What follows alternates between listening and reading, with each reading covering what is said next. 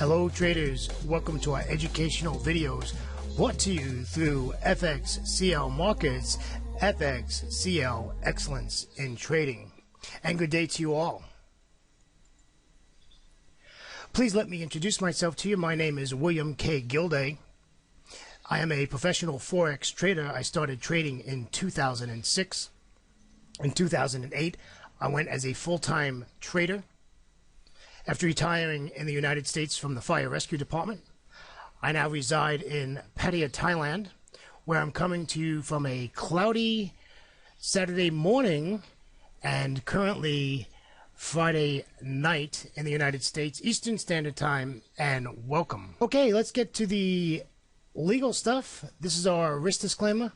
Please take a look at it, pause your video and read it, and we will move on. Traders, this is our Friday wrap-up, which we give to you every Friday, and we talk about the week's ups and downs. This week, the main news event being non-foreign payrolls and the Eurozone possibly starting what we did in the United States as quantitative easing. Our focus in today's Friday updates on our ups and downs will be the ups and downs of the Eurozone and the ups and downs of the NFP numbers that came out several hours ago. So let's not waste any time today and let's get started and let's get to the charts. Okay, let's touch on a couple of things that we discussed earlier today in our market open preview when we talked about different things that are going on in the Eurozone and Lagarde talking about lowflation.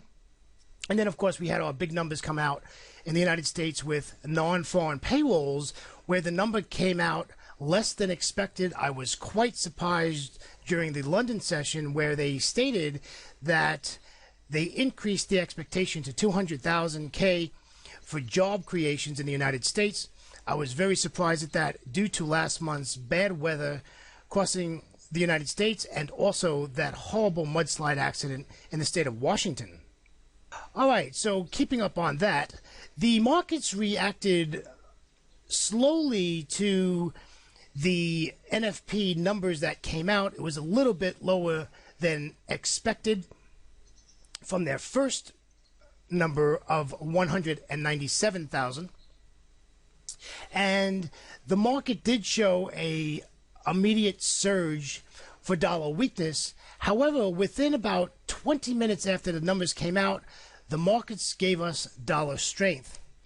And also, the S&P closed yesterday above the week's high, giving it an all-time high. Just some little fundamentals as we get into our Friday wrap-up.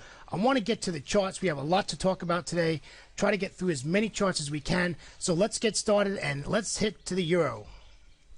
Okay, traders, this is the 15-minute chart we talked about in the market open preview. This is the euro dollar 15-minute. This was our trade plan. If you remember, we put this beige box in here. We wanted this to come back down to the downside. And I did say, traders, remember, this is just an area. Don't use this as concrete. And if you get to the box, look for your bearish candlestick formation and enter into your trade. This trade actually worked out. This did come. This was during the announcement from the United States on NFP. This was our spike up. It did come into the box. I don't think I would have taken that trade there, traders. Too close to data. I would have waited, and I would have waited for, to be honest with you, I would have waited for more of an upswing here because the data wasn't good. Unemployment went from 6.6% up to 6.7%. So I would have expected this to come higher and then take the decline on a pullback, and that's not what happened. What happened was this ended up coming back down. And let me bring this out a little bit more for you, traders. All right, here we go. So here you can see this was here. This comes up to the box. This comes back down. Look at this spike on this side, this spike on this side. This is an indecision candle. Then we end up with a decision candle. Again, I was looking for dollar weakness, not dollar strength. And the markets continued giving us dollar strength, pulled back again, and then gave us the big fall. And then basically late in New York, just basically flooded out and went sideways, as we would expect. And we'll probably see a slow market going into, when we start back next week into our Asia session, we'll probably see more sideways markets. And let's go and jump to the 1 hour chart, and we'll bring that chart out so you can see it. Okay. So this actually worked out better than I expected on the pound.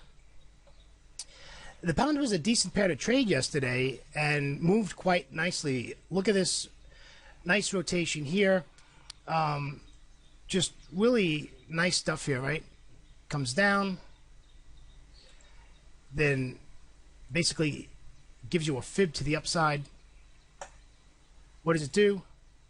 Exactly what Forex should do. Comes back down, comes back up, goes sideways, and this is our non-farm payroll. Again, giving us dollar strength.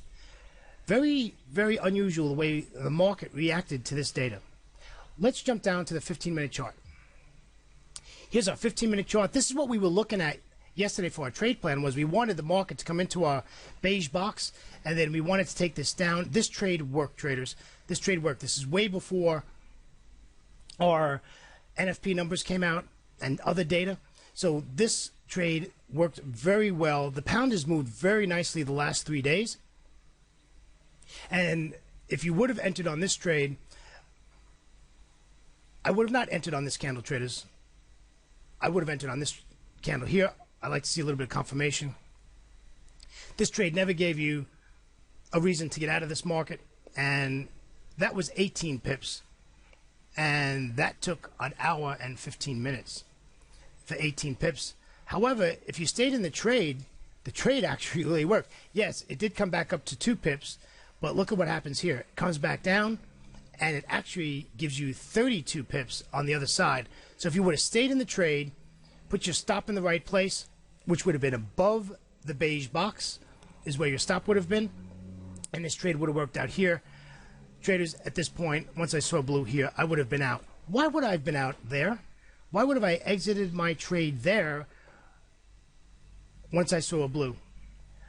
2 reasons. Once I see this indecision candle, and remember we put these channel lines in on our daily chart, and look at how this comes through and then pulls back up from this channel line.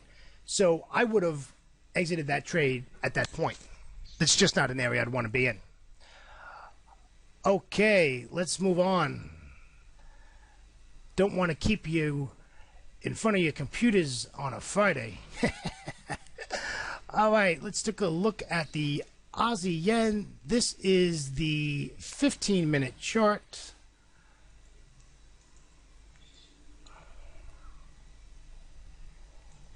It did move quite nice.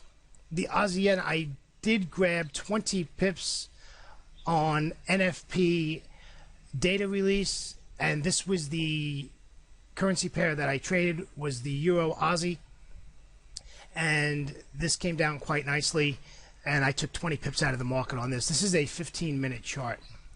Again, in New York, just went sideways and moved very nicely. I'm a very big fan of the Euro Aussie. It moves an average of 124 pips. Yesterday, it moved 169 pips.